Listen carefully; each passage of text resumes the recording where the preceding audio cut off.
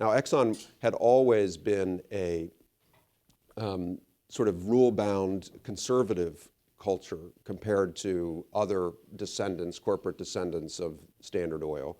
But the response that management undertook to the Valdez accident turned it into a place apart among industrial giants in the emphasis on rules and systems and automated, idiot-proof employee manuals.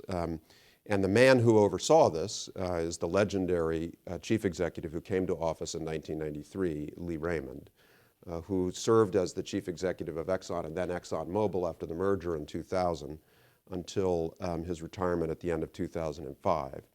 He was regarded by his industry peers as the most effective chief executive of his generation among the super majors.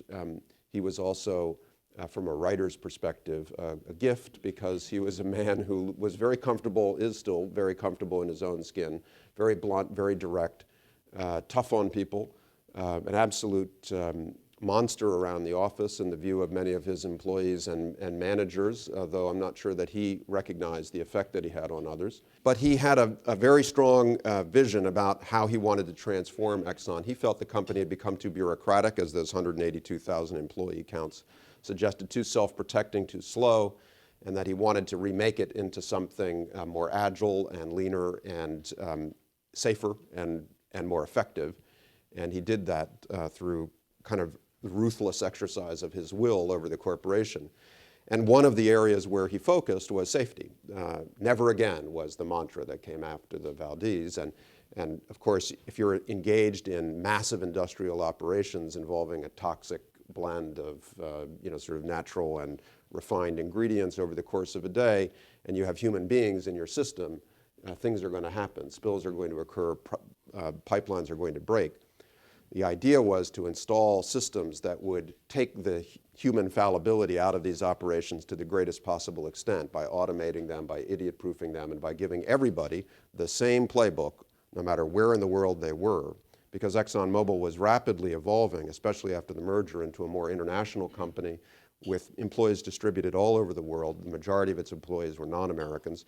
They would come to the company from their perspectives, and the idea was to give them one manual, and it was literally a series of books that you would have that would tell you what to do in almost every circumstance of your professional day. It is still called the Operations Integrity Management System, OIMS, as it's known to the initiated. And one of the most striking features of it was the safety piece. Now, if we were at Exxon today, and this became sort of propagated across the industry, but it really originated, I think, out of a lot of these reforms, became the famous Exxon Safety Minute. So I should have started the meeting by calling your attention to the exit sign behind you and maybe calling attention to an alternative to the stairs if you needed it. But every meeting, no matter what type it was, an accounting meeting, no matter whether it's the same group of managers who worked together every day and they met 3 times a week, every meeting had to start with a safety minute, and the responsibility for giving it rotated, and you were supposed to come up with something fresh each time. So the employees and managers I talked to said their greatest dilemma was driving into work trying to think of something fresh to say about safety that hadn't been said in the previous 175 versions of the meeting.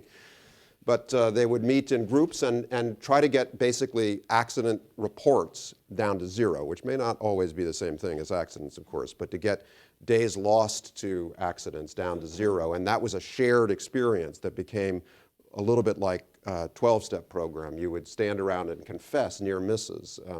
If a file drawer was left open, you could be reprimanded in writing because someone might bump their knee on it. Excessive numbers of paper cuts at the copier were investigated by managers, and reports were written about how to prevent that. In order to create a seamless attitude towards safety from home to workplace, managers would talk to each other about mistakes they'd made away from the office that had perhaps jeopardized their ability to come to work. Someone might confess that they were mowing their lawn and that a rock came out and struck them in the leg. Someone might confess that they went to the beach and didn't use enough sunscreen and had become sunburned. And the idea was that these attitudes towards preventing injury were 24/7 responsibilities of everyone who worked there and not something that could be isolated in the workplace.